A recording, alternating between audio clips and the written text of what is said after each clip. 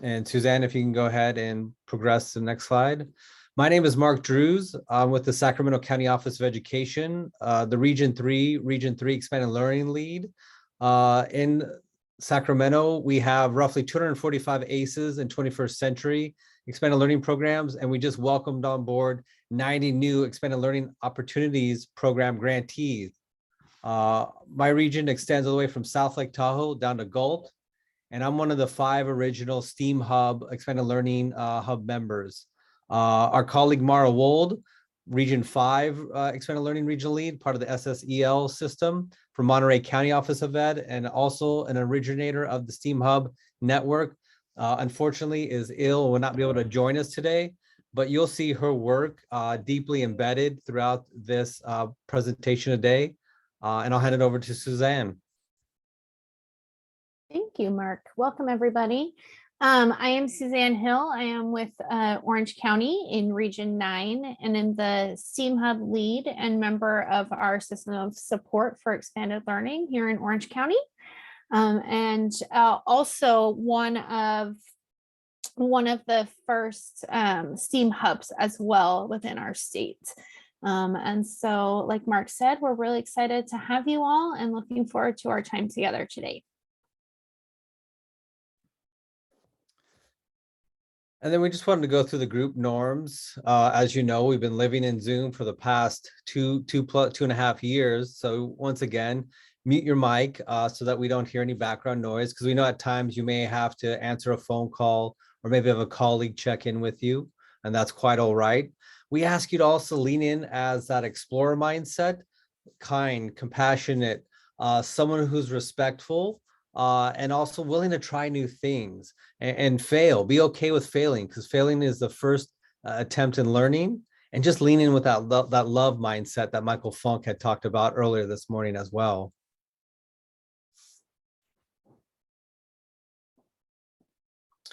Here's our agenda for today, our linear agenda.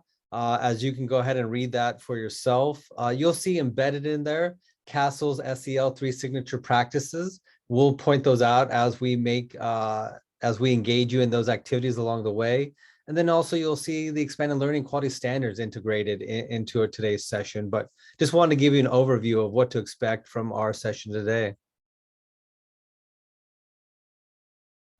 Here's the learning objectives. Once again, I'll let you go ahead and read that for yourself.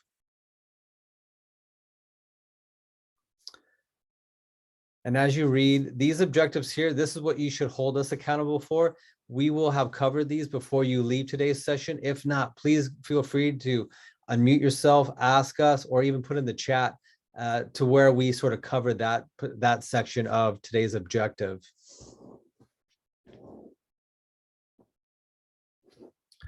Now we're going to go ahead and enter you. This is sort of CASEL's signature practice, SEL practice number 1, a welcoming and inclusion activity.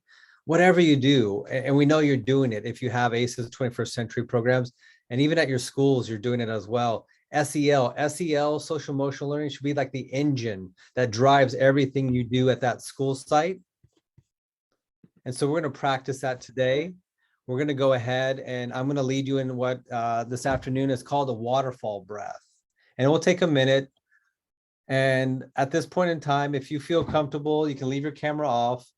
And I'm going to go ahead and model what waterfall breath looks like. And then I'm going to ask you to go ahead and engage in the activity as well. So waterfall breath, you can sit up straight in your chair, not too tight, right? But just upright, sort of as Micah shared with us this morning. As you inhale through your nose, you're going to bring up your arms slowly above your head. We'll hold it for a 3 count. And as we exhale through our nose, we'll sort of fold our arms over each other as we roll down, touching our legs. And that will be 1. And we'll just do 3 sort of waterfall breaths. Okay, go ahead. If we can inhale through our nose, slowly raising our arms up. Hold it for a 3 count. 1, 2, 3, exhale. That's 1. Go ahead, inhale through the nose again, slowly lifting your arms. 1, 2, 3, exhale. That's 2. And we'll go ahead and do one more. Inhale. 1, 2, 3, exhale. And that's 3. If you could go ahead and move your head side to side, roll it around. What I'm going to do now is play just some sounds of nature for about a minute. And what I want you to do is sort of reflect internally how that mindful minute activity made you feel. So I'll go ahead and play some nature sounds and have you reflect on how that made you feel.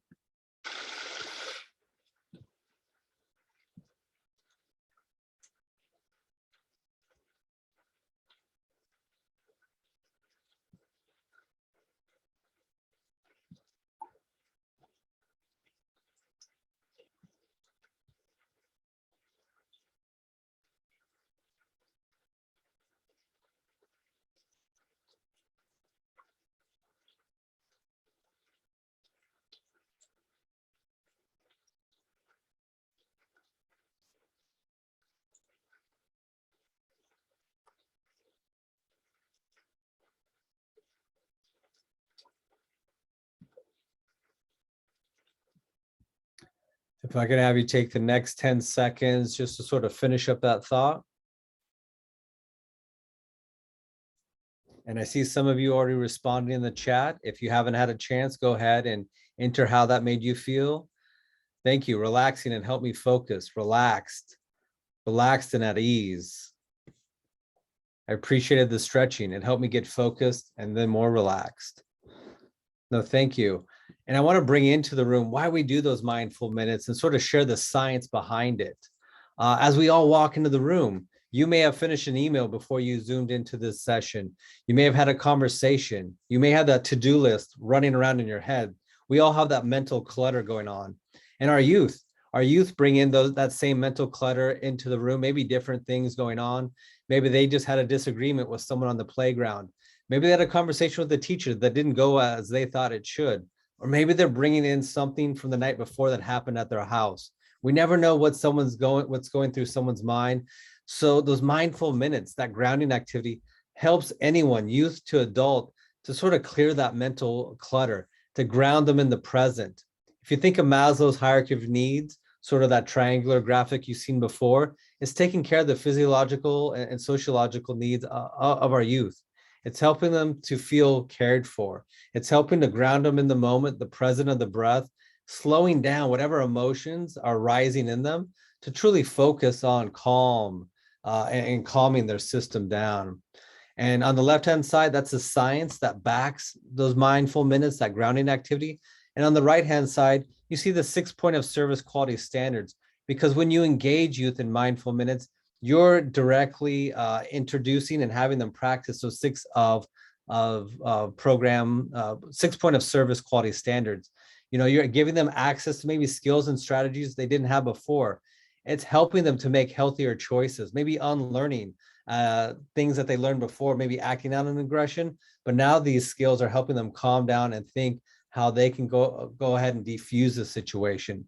You're building their skills. You're giving them youth voice and leadership. They now know how to calm themselves and speak without that emotion getting in the way. And then we also have that they're actively engaged in learning while they're doing that, all while you are creating that safe and supportive environment foundation that is key pinnacle of our expanded learning opportunities programs. So just wanted to bring in the science behind that. Also just wanted to hit on, you don't see these benefits after day 1, week 1, 1 month, 1 year. An assets program site coordinator told me once, it takes 30 days to go ahead and create a habit, 90 days to create a lifestyle. So it's about rigor and fidelity when we introduce these into our programs and how we can integrate them fully so that they're a living, breathing part of our expanded learning opportunities programs. Thank you, Suzanne. Absolutely. Thank you. So we're going to go ahead and move into an individual activity. So just invite you to please pull out something to write with, as well as something to write on. And I'm just gonna have you go ahead and take a few moments, probably about 2 to 3 minutes, to just sketch out or draw out your first thoughts when you see this prompt, right? So to draw or sketch a scientist, engineer, mathematician, just what are some of those first thoughts that you have as you kind of hear what that is.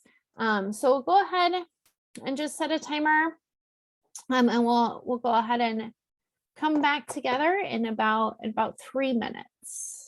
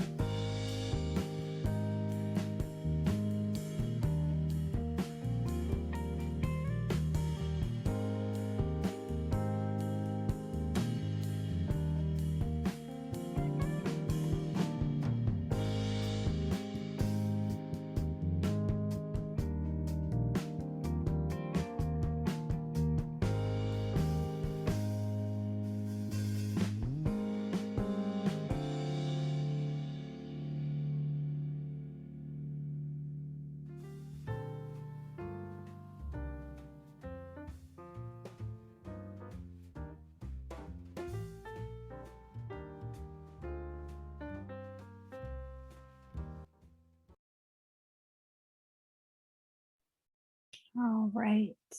So I'm just going to invite you to draw out or write out the last little thought there that you had, and then come back into this space together. And I am going to just ask if there's anybody who would like to come on to the camera and come off mic and talk about maybe some elements of the person or people that you drew. We would love to go ahead and see that. And then we'll go ahead and have continued conversation. So we'll go ahead and stop sharing so we can all see each other.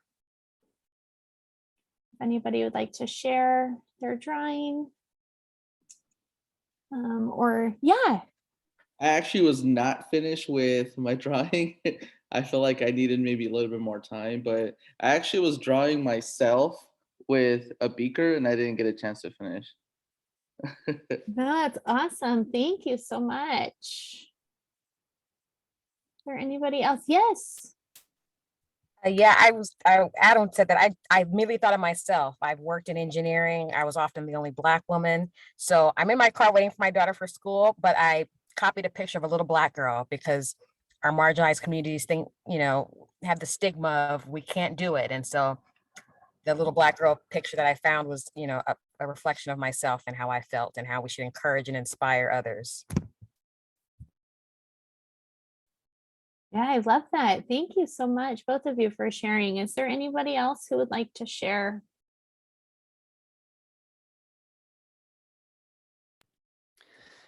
And Suzanne, I can bring in if maybe some of the thoughts that were shared this morning as well. Yes, please. Yeah, one of our colleagues from this morning shared, like, the sort of media portrayal of a scientist, that crazy haired old white male with lab coat and just disheveled because so enthralled, so engaged in the science. That was one drawing that came in, but we had others as well bringing in, like you said, that female representation that doesn't get portrayed in media, and some of our youth may not know that exist, but those young female STEM people working in different fields of science, technology, engineering, and mathematics, as well as the arts. Yeah, thank you so much, Mark, for incorporating the voices from this morning in as well. I'm going to just pose a couple questions to all of you, and maybe just through either a virtual thumbs up or in the chat box, or coming off mic, however you'd like to engage. When you drew these professionals and or as you were thinking about what you wanted to include, were these professionals or these people that you drew, were they working alone? Or were they working in a collaborative setting or with other people? Just curious, kind of what maybe, I know the two, at least that were shared on camera, seemed to be alone in the moment, at least, as far as what was shared. But just curious if anybody drew anybody who was working with other people. Hi, good afternoon. Hi. I would like to share something about this activity. I've been teaching science for 12 years in middle school, and this is the activity I've always done every year. And yes, kids will draw the crazy, wacky, and an Einstein, right? As their scientist, always with the lab coat, always in the lab. I think it was last year and this year maybe that I've seen more girls being drawn, females as scientists. Yes. But before that, for the most part, everyone has drawn a male as the scientist, right? So then we go into the lesson and they experience, and we do like a career choice where they start seeing that scientists are everywhere, and they dress just like you and me, and they're not wacky, they're not all crazy, maybe hidden craziness, but not like we depict it, right? So it's always like an eye-opener for the kids to start analyzing what their perception of a scientist is. Yeah, absolutely. Thank you so much for sharing that. And that's really where we know we've all done, or I shouldn't say all of us, but many of us have done a similar activity, and even in other professional development that you were kind of mentioning. And that's why we're doing this again and hoping to just continue to add additional layers and pieces to it as well. So not only are we, trying to think about professionals who are working in these collaborative settings, because in our STEAM professions, it's very often not the case that we'd be working alone, right? We usually would be working with other people. The advancement of science and technology needs other people. We can't do these things by ourselves. And so also just kind of thinking about what that looks like and how you start to envision these professionals. And also, like, where are they being, where did you draw them? Were they drawn indoors? Were they drawn outdoors? Were they underwater? Were they in the sky? And were they in space? Like, where are these professionals working? And how are you kind of using that as a lens or kind of a thought process as you're going through that? Additionally, as we sort of touched on in some of the sharing out that came out as well, is are these professionals like Caucasian or white, or do they represent the BIPOC communities that our students represent as well, right? And then are they male or are they female, the drawings that you had? And kind of what is that natural kind of tendency for your thought in that process? And then lastly, just thinking about what kind of skill sets did these people that you are drawing, what kind of skill sets do they have? Were they critical thinkers? Did you include people with advanced degrees or people who, are really working to benefit the humanity and kind of those other elements as well, right? So the professionals that we have could all really continue to expand and be able to look at what is possible and what can we continue to share and encourage our students to participate in. And then the other thing I would like to just say is we're going to look here at these STEM professionals or STEAM professionals here. And this is obviously a very small amount of STEAM professionals. If we put every professional on here, we would not be able to see them and really value who they are and what they represent. But we just wanted you to also use this as a reference and kind of a reflection point to think, are the students that you are working with and the communities that you are serving, are they more representative in the slide that you're currently seeing, or are they more representative in the drawings that you have, that you drew yourself, right? And kind of first thought about who a scientist or engineer or mathematician are. And so we want to encourage you to remember that our students are these potential STEAM professionals in the future. We would love to see our students be the next images on this screen. And how can we help our students get there is to really see them as these professionals that can be, so that we can continue to build their strengths and their experiences within our programs to really help them navigate their way through this. And I'm going to turn it back over to Mark to talk a little bit more about how we do that in our spaces and within our STEAM hubs statewide. Thanks, Suzanne. So as I alluded to at the beginning of this sort of session, is that starting back in 2013, there were five original STEAM hubs for expanded learning across the state of California.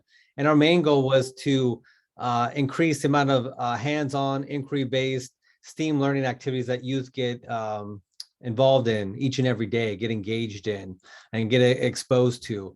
And as we grew, right, today, as of 2022, there are 16 expanded learning STEAM hubs across the state. So that you'll be able to, at the end of the session, if you aren't already connected, you'll be able to connect with them.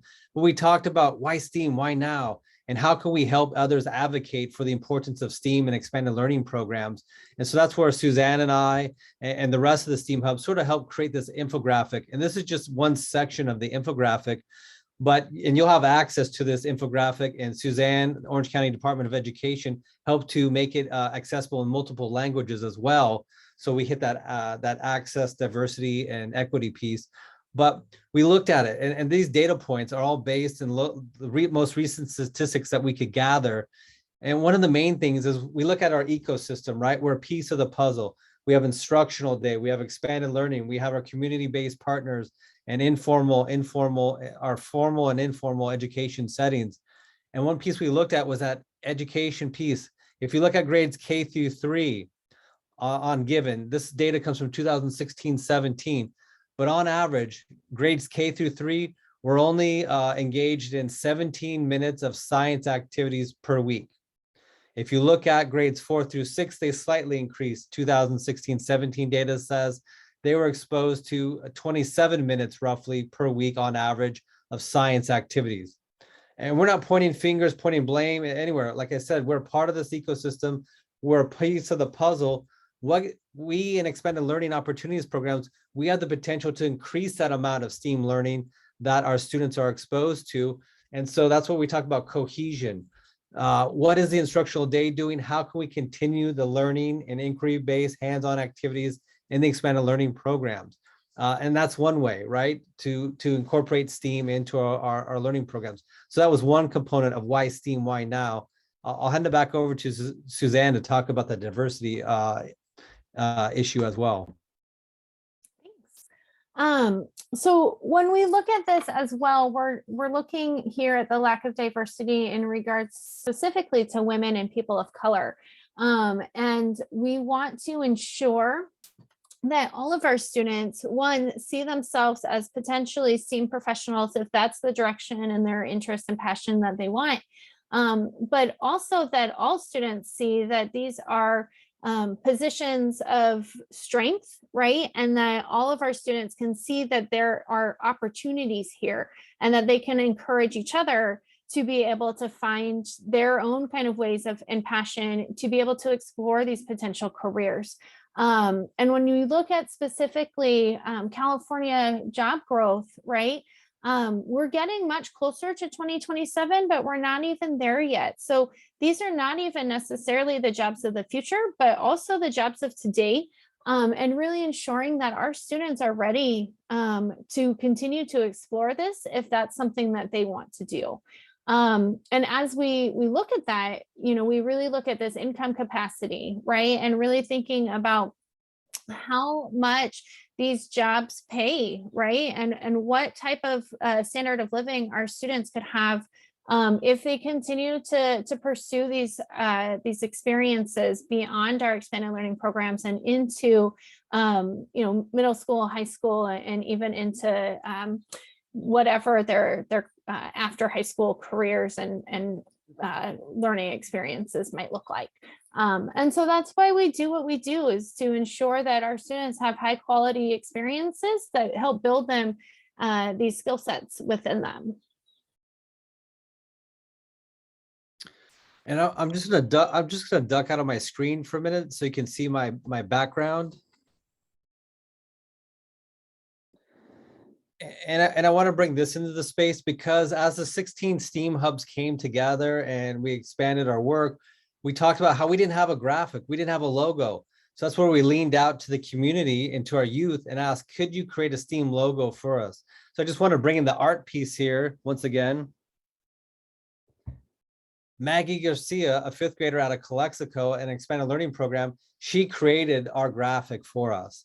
And just want to talk about, you know, the artistic piece of STEAM, science, technology, yes, computers, yes, coding, but also technology. We need to think about a solution to a real world problem. That's a part of technology. The E is engineering, the A, the arts, and M, mathematics.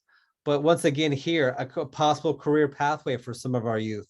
I brought in the story earlier this morning in the morning session that my friend from high school really loved the art, really loved drawing.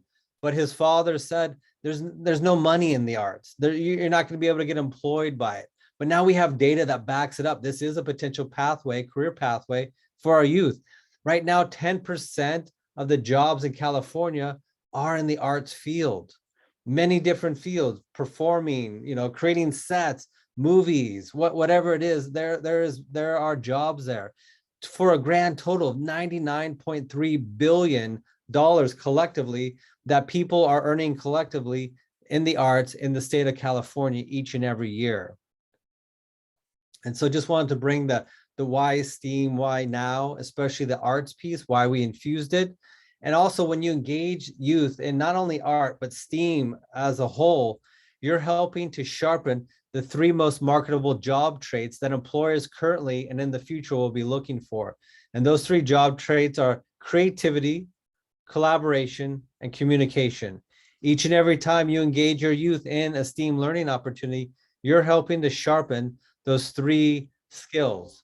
And so much so that last week I was at a local elementary school here in Sacramento County in Sac City Unified, and I asked a student, a female 3rd grader, what do you like best about these STEAM learning opportunities, and how do you think they'll prepare you for your future? And she responded, well, A, they teach me that if I can think it, I can create it. And I love working with my hands because I don't get to do that often in school.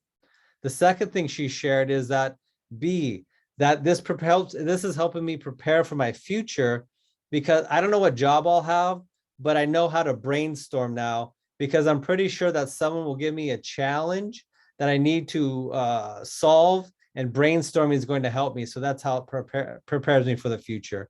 So just want to bring in the voice of the youth as what they think and what they're experiencing as we engage them in these activities. Thanks, Mark. So we're going to just go ahead and share a little bit more around who our STEAM hubs are and other ways that you might be able to get involved in your own local area if you're not already.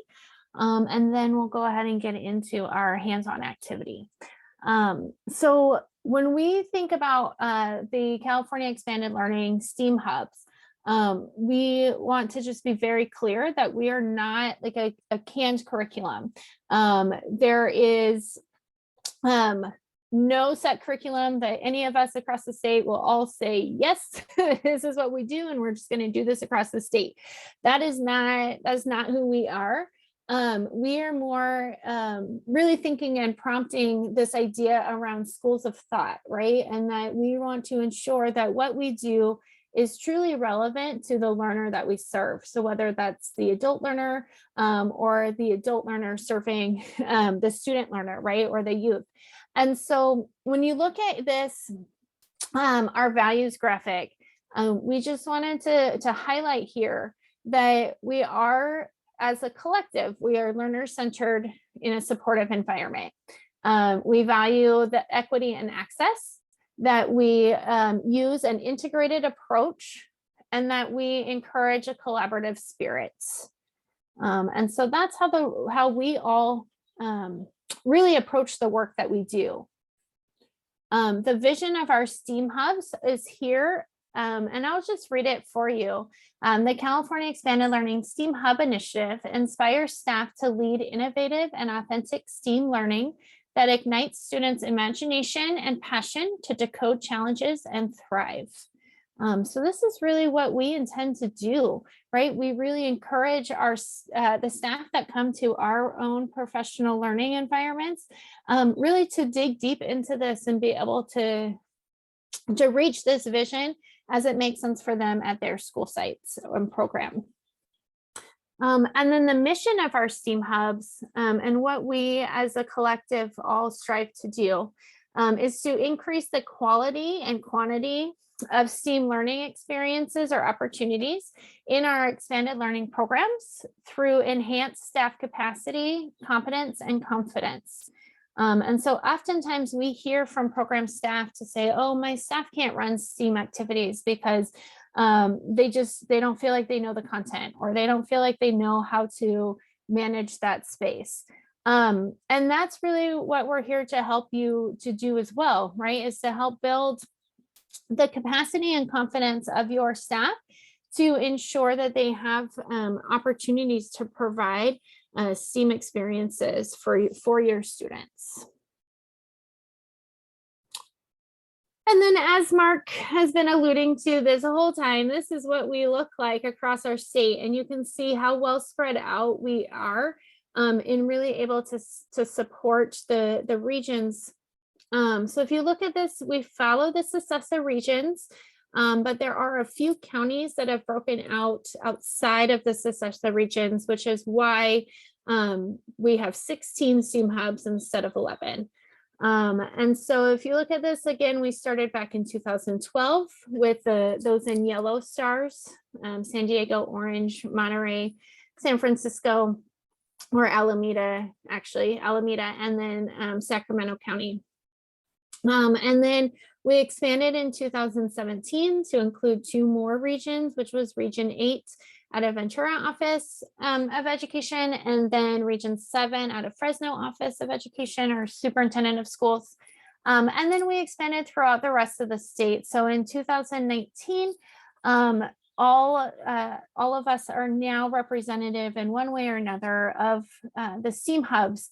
And we have regional support leads that are able to help support in your own general area. So again, when we share out the contact list, you can go ahead and figure out who the right person for you to contact with and get involved within their programs and their offerings.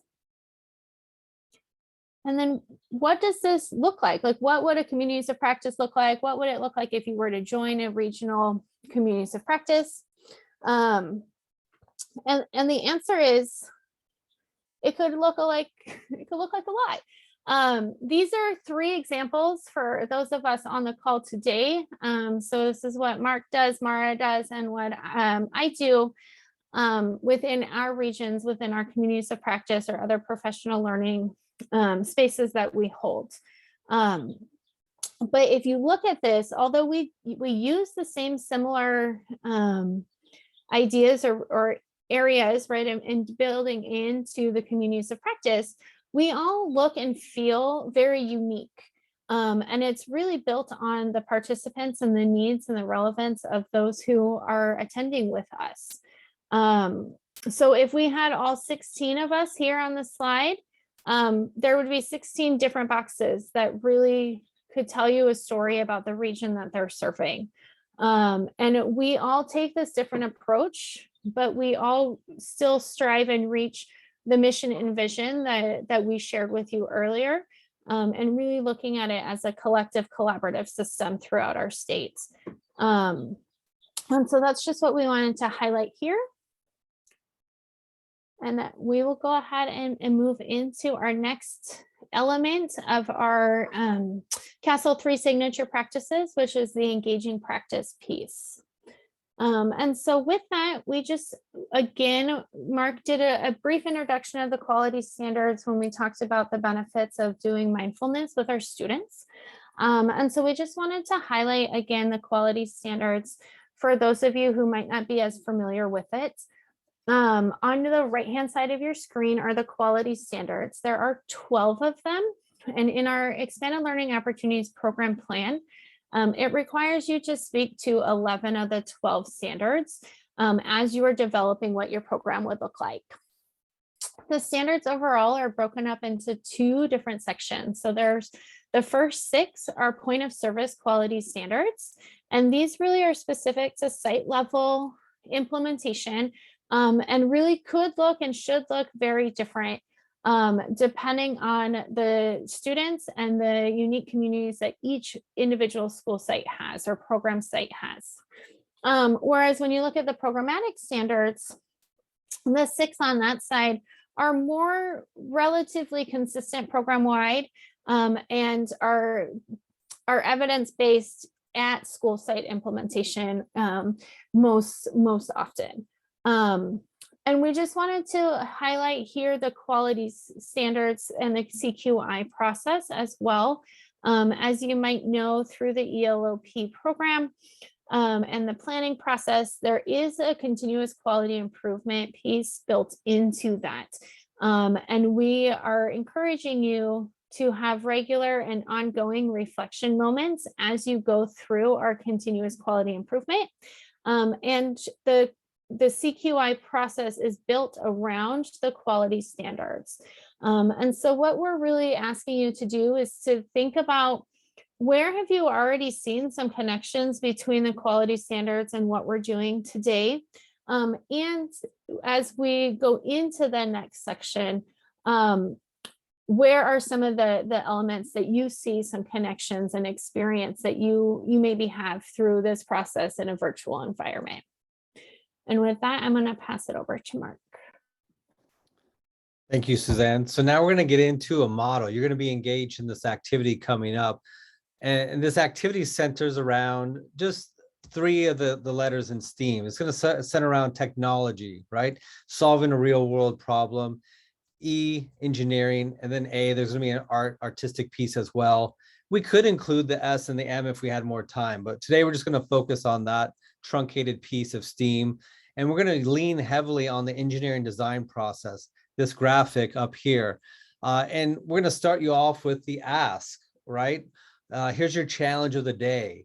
And then we're going to ask you to imagine what are the possibilities? What are some of the possibilities for a solution to that problem of the day? And then you're going to lean into creating your own plan. And then we're going to give you time, space in a truncated manner to go ahead and create that prototype, that original first model, that first creation. And then if we had enough time, as you will in your programs, you'd want the youth to go ahead and test their design, make observations, and then based upon their observations, make improvements. And then when they got it to that point that this is the best prototype they can create, then we would share, we do like a gallery walk and things like that. But this is the engineering design process, as you can see, deeply connected and always turning as we involve ourselves in that continuous quality improvement process as well.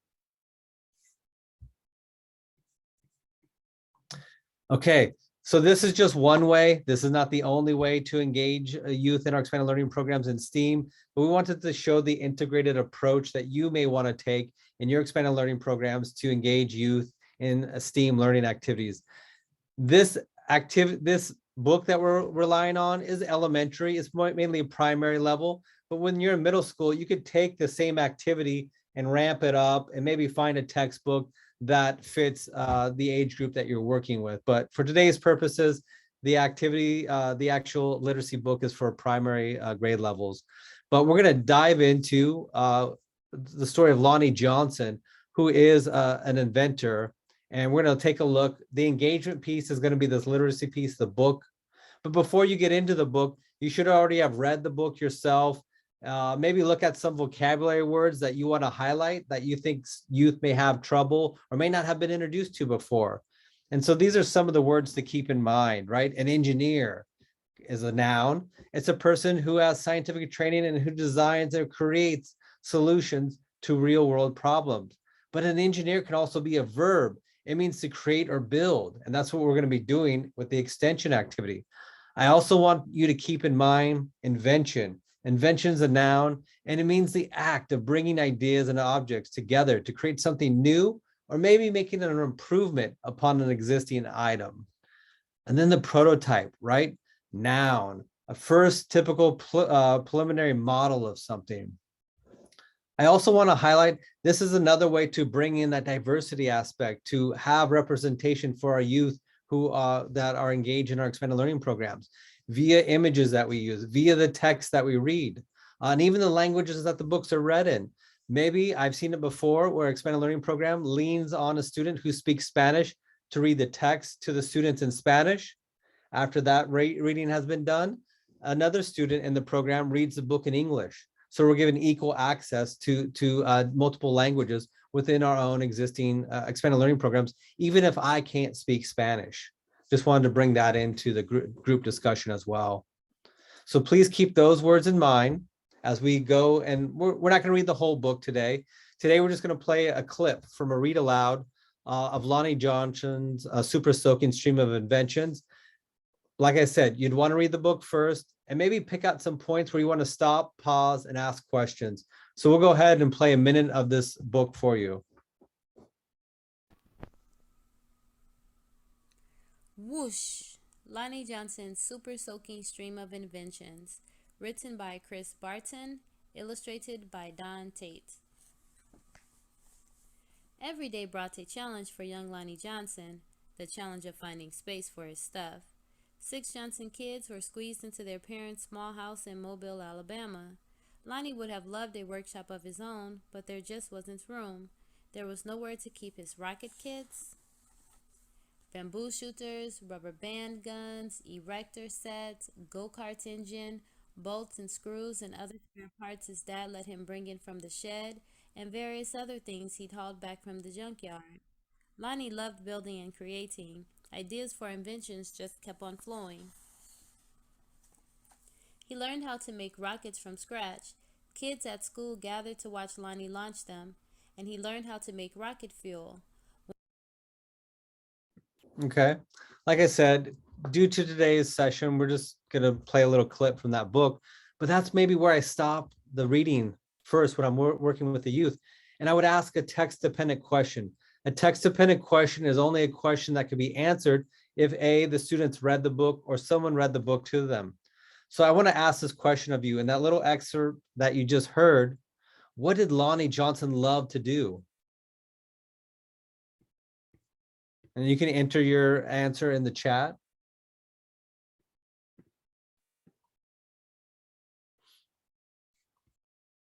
Okay, thank you, Paula. He loved to create things. And once again, that's an example of a text-dependent question because the youth are going to have to extract information from the text in order to support their response. And with that being said, a non-text dependent question would be something as, You know, how many of you like to create things? And then I have 25% of you that love to create things.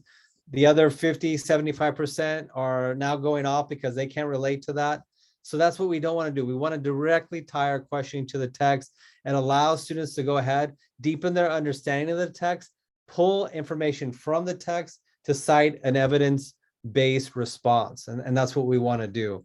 So we would read the whole book to the youth, ask them questions. And then after we did that, we can lean into our extension activity. And this is where the STEAM engineering design activity comes into place. Before we get in, I know some of you have to leave. I just got an email. We appreciate the time you were able to give to us. And please feel free to reach back out to us or even check our resources in the ELO-P CAN folder. But for those of you that are still with us, we're going to go ahead and here's your challenge of the day. In a minute, I'm going to go ahead and send you off into your space that you're currently in. But our challenge of the day is, can you gather recyclable or found items at your house or your workspace or wherever you're at? Can you gather recyclable materials to go ahead and engineer either a new game, a toy, or maybe it's an improvement upon an existing invention? So what you're going to do now is you're going to go ahead. We're going to play this song for 2 minutes and 30 seconds. You're going to get up, get out of your, and go gather. Maybe it's recyclable cardboard boxes. Maybe it's rubber bands. Maybe it's straws. Whatever you have at your current location, go and gather some of those materials. And with that, we're going to go ahead and start the music. You have 2 minutes and 30 seconds to gather items.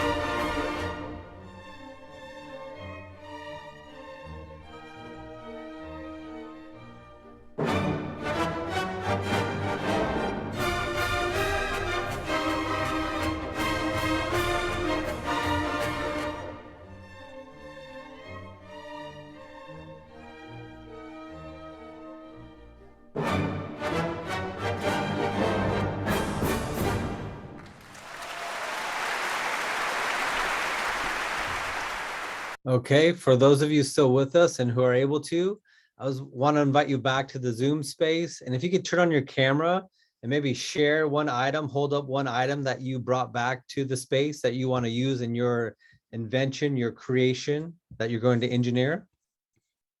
Kenyatta, what are you holding up? Oh, plastic water bottle. Yes, a plastic water bottle. Thank you. Anyone else? You want to share another item? What is that? These are matches. Okay. Oh, Because I love to use fire in my experiments. So Okay. I cannot wait to see where this is going.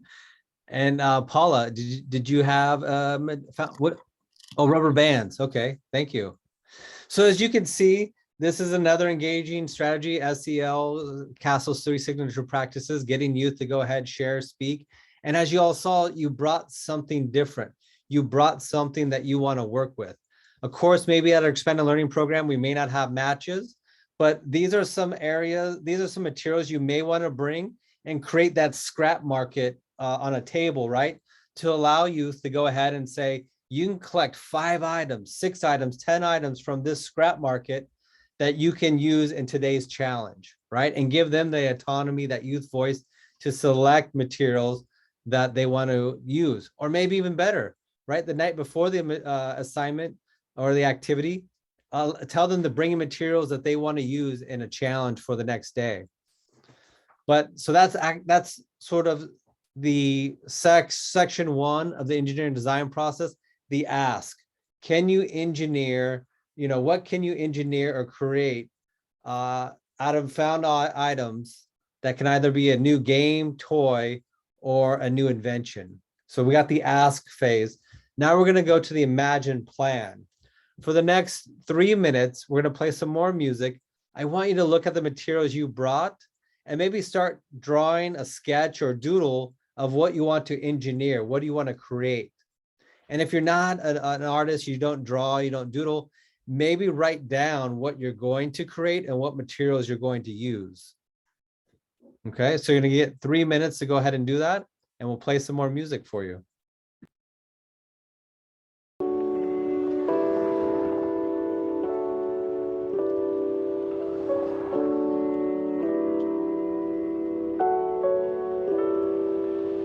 Every tree must find its place in the sun. Without sunlight, neither a tree nor any green plant could grow. How does it grow?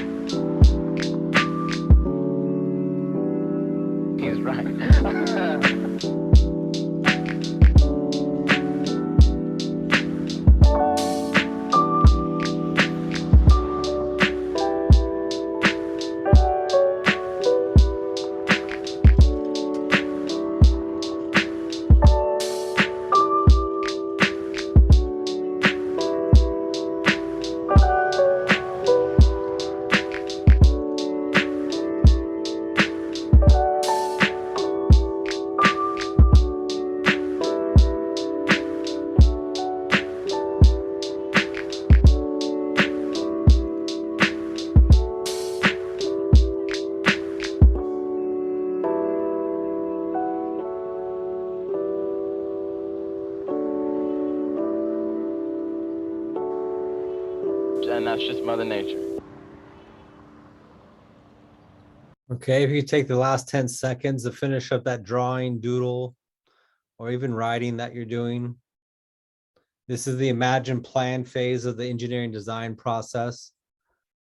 And of course, we'd want to give our students more time to finish this, to work on this. We're just giving you that feel for what it's going to feel like for your youth. And if I could have 1 or 2 people come on screen and sort of share maybe what your drawing, your rendering looks like, and sort of explain what you imagine you're going to engineer, create, build. Oh yeah, Adon? So since I brought matches to to the first one, I was kind of envisioning like, a battle bot. In my school, we use Spheros, and we build carriages to kind of like go with them using 3D printers. And so our students had to design their carriages on Tinkercad. And then once they designed it on Tinkercad, they uploaded it onto to print them out in 3D printers. And so I was envisioning, having like some sort of battle bots with fire, so I kind of started like sketching out, kind of like, like the fires coming out to the top thing. So our students really enjoyed battling, the sparrows. And so I kind of went with that. No, thank you for sharing. You have me sold. I want to come to your expanded learning program. I'm actually not okay. So I'm actually don't have an expanded learning program because I just I interviewed to become a program specialist and I got the job. And so next year I will be working as a program specialist. This is technically my last year having my own classroom, so. Congrats. Oh, thank you. Much continued success. Thank you. And just want to invite anyone else. Would anyone else like to come on camera? Or maybe if you don't feel comfortable, you can drop in the chat what you sort of drew or what your invention is going to be. What do you want to engineer or create?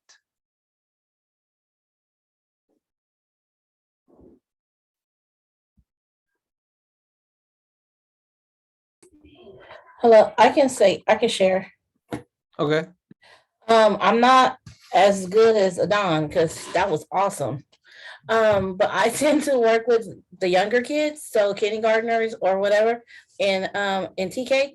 So I was just thinking maybe like with the water bottle, we can do something with bubbles, especially since it had a spout. It has a spout on it. You can create different types of bubbles. Okay. No, thank you. No, given that access to youth, no matter what grade level they're at, and then it's something that speaks to them. So once again, both of these activities speaks to that youth voice, youth choice, that leadership opportunity, also creativity, right? There's not one right answer when it comes to STEAM. What can you think? Whatever you think, you can create, and the possibilities are endless. So that's what we just wanted to sort of highlight and magnify here in this section here. What we're going to do now is give you a little bit of time that if you'd like to go ahead and using the materials you have, create that prototype. We know you may not have the CAD program available, but maybe you can create that prototype, that model. And also, Kenyatta, we know you may not have all the materials, but what can you do sort of make that initial, that first prototype? So we're going to give you maybe we'll do 5 minutes this time, right, Suzanne? Maybe like truncated. Just give you 5 minutes to go ahead and tinker and maybe create a prototype with the materials that you gathered. And then we'll bring you back after about 5 minutes. Yeah, that sounds good. So we'll go ahead and do that.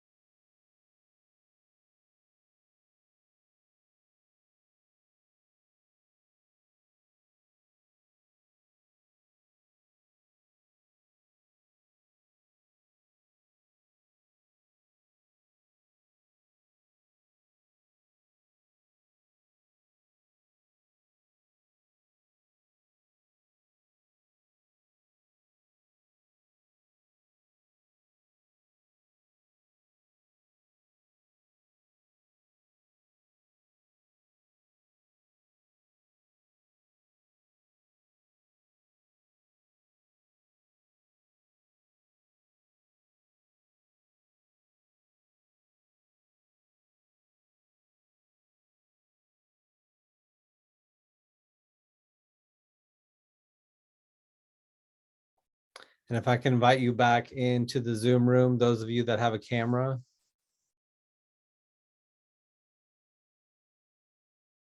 And once again, I know we wouldn't have, we're not going to give our students only 5 minutes to work on something.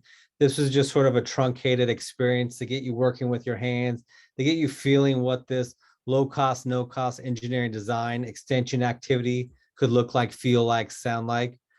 Is there anyone that would like to sort of hold up their prototype and maybe explain and what you've created? Yes. Adon?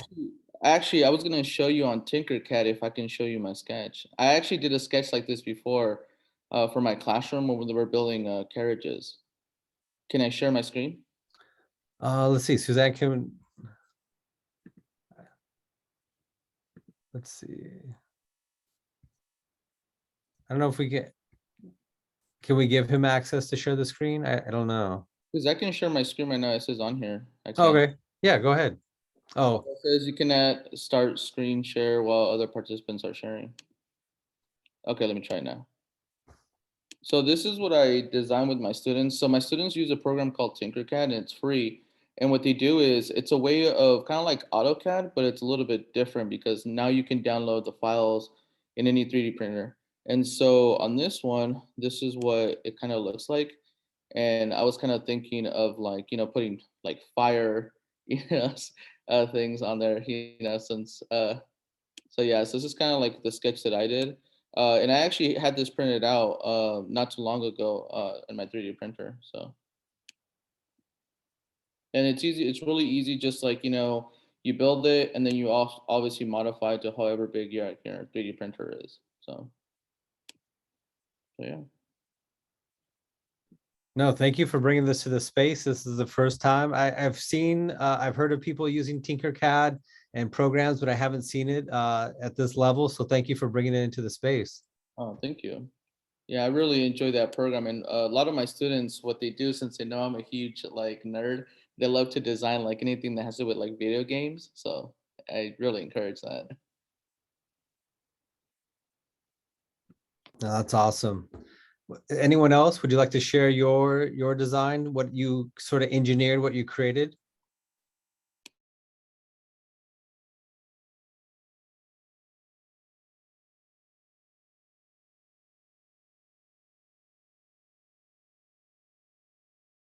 Okay, I'm just allowing as facilitators. I think the rule of thumb is to allow like 7 seconds, 8 seconds of silence. That way it allows people to sort of feel comfortable coming into the space. And that's what I was just sort of modeling there.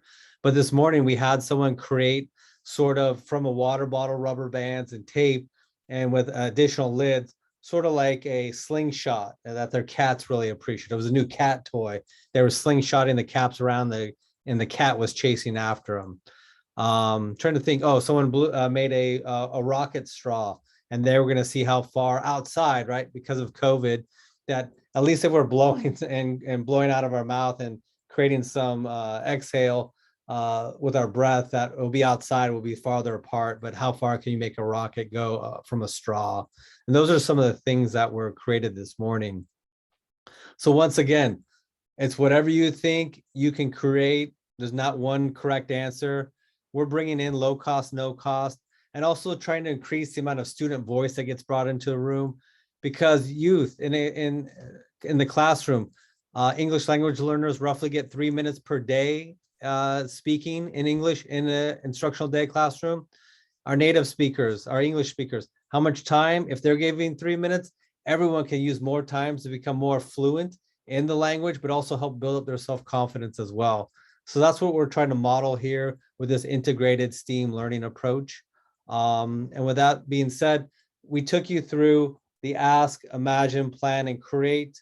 We don't have time today for the test and improve, but those would be the two sections of the engineering design process that you would allow your students to be engaged in to complete the sort of process. Awesome. Thanks, Mark. Thank you all for going through that with us. And we know that not all of you were able to design something right away, but I'm sure that there was definitely some thinking around what that would look like. What we would like to do now is invite you into the Jamboard that, if you were able to, that I just put into the chat box, and I forgot to take these out. I'm sorry. And what we're going to do is actually go through and take some time to reflect on our own. Where did we see some of the quality standards being highlighted today in the work that we were doing? So either in the participation that you saw, the experience, the direct hands-on experience that you went through, where did we find connections to the quality standards? So if you look at in the Jamboard itself, what you'll see is that there's quality standards are listed on each one of the Jamboard slides for the first 6, right? So those are those are again the point of service quality standards that we have in expanded learning. So if you look here, you'll see the quality standard, and then you'll have a definition of what the quality standard is, kind of overarching. So we just will invite you to pick up a sticky note, write some thoughts down on it, and then save it, and it will save to the Jamboard. And then you can go ahead and just add to it, and then we'll come back together in just a moment to kind of talk through what some of those parallels were, some of those overlaps and connections were to what you experienced today and where we saw the quality standard connections. So is there anybody who has any questions? If you aren't able to speak, go directly onto the Jamboard because you can't access a different screen right now or something like that, feel free to add it into the chat box and or come off mute and add it with your voice, and we'll make sure that we put it into the Jamboard to include your voice in that as well. So we'll just go ahead and give you a couple moments to do that, and then we'll come back together and do some reflection on that. And again, if you have any questions, please let us know.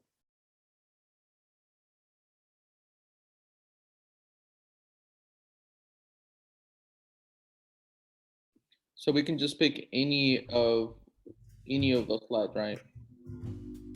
Yes, absolutely. So anywhere that you felt like there was a connection to something that you did today during our session, go ahead and put that in. So I noticed somebody's already added in the healthy choices and behaviors that we were allowed to express ourselves creatively.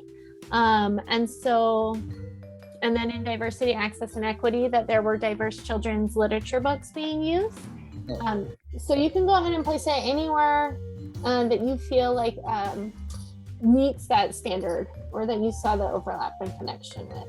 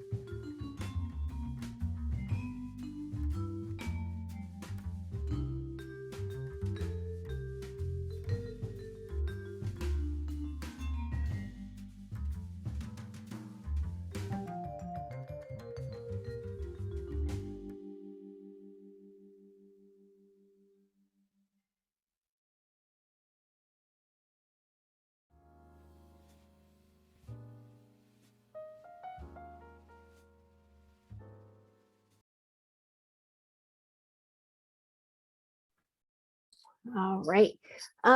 So I'm still seeing a couple more people add some notes onto this. So we'll go ahead and keep this going. But we'll also just invite you to come off mic if there's something you want to make sure you get added into the space. We can go ahead and read through some of these. And then again, if you want to just say something more to it, or if it triggers something in you to want to include something more, please do. So first, within safe and supportive environment, the program provides safe and nurturing environments that support the developmental, social, emotional, and physical needs of all students. And we talked about having that mindful moment, really helping us relax and coming into a new space. Within active and engaged learning, right, ways in which we promote collaboration and expanded student horizons, that we were able to go through the steps that promoted collaboration intentionally, and that we were given opportunity to use our hands to create some new inventions. That's awesome. So skill building here around the 21st century skills, providing activities to help students achieve mastery. Just even learning about the engineering design process through hands-on activities. Youth voice and leadership, really saw that we were able to create whatever we wanted. And we, again, kind of expanding on that and being able to be creative and think outside the box, that they were able to, they really enjoyed sharing the creative space that existed. And healthy choices and behaviors, that we had an opportunity to speak about our designs, right? Really allowing for those voices to be there, as well as to allow creative self-expression. And then again, diversity, access, and equity is really, really building off of the children's literature book that we saw. So with that, we just wanted to show that even in a virtual environment that we were in as individuals, there was still a lot of overlap and benefit that we saw that connected to the quality standards for expanded learning. And we just wanted to encourage you and have you really see it as a true vehicle, using STEAM as a true vehicle to get to the quality standards. And continue to build this into the programs that you are developing or strengthening now, as we move forward with what could be next and what could be possible for our students. And then Mark, as I'm bringing the slides back up, if there's anything else you want to add to that as we move into the resources. Yeah, so just wanted to implement this as just one way to engage youth in STEAM learning opportunities. Like we said, it looks different at each and every grade level, each and every program, not only in our own counties, but across the state. You know, we have in middle school programs, elementary, we have VEX robotics programs running, coding opportunities. But then these are these low cost, no cost, those easy lifts for some of our frontline practitioners who are learning how to facilitate STEAM learning activities for the first time. So we just wanted to bring in this sort of easy lift for that first conversation that we had with all of you.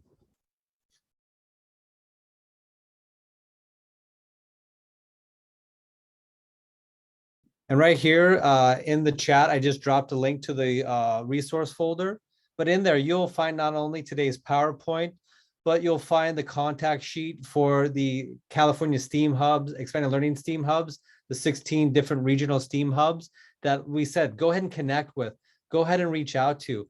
We're funded through the same funding, the sources that through ACES 21st Century and potentially the Expanded Learning Opportunities Program as well. But we're here to help find those low cost, no cost sort of activities for your youth, or leverage brokerage resources that you may be looking for to bring into your communities. So we encourage you to reach out to your sort of regional expanded learning STEAM hub. But you'll also find a staff engagement spreadsheet, the quality standards booklet. You'll find also 6 additional early literacy books to use as engagement pieces to launch off into STEAM activities. And like I said, if you teach middle school or upper grades, the activities can be ramped up to fit those needs. You'll just have to find a different literacy book. And you also find the STEAM Hub infographic in there as well. But there are a few other additional items for you to go ahead and look and download and use.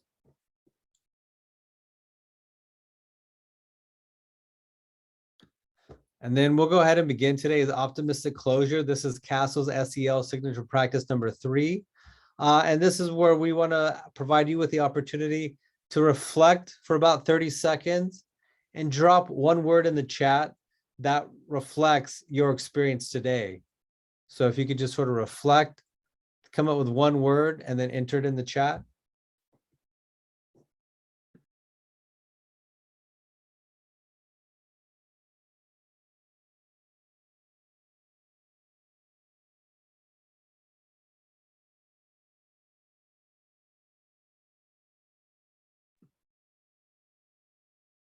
Okay, gratitude and learning. I would add grateful as well. Purposeful, interesting. Okay. We appreciate all that you do. We appreciate the programs that you operate, the classrooms that you facilitate in, and those that you will be implementing.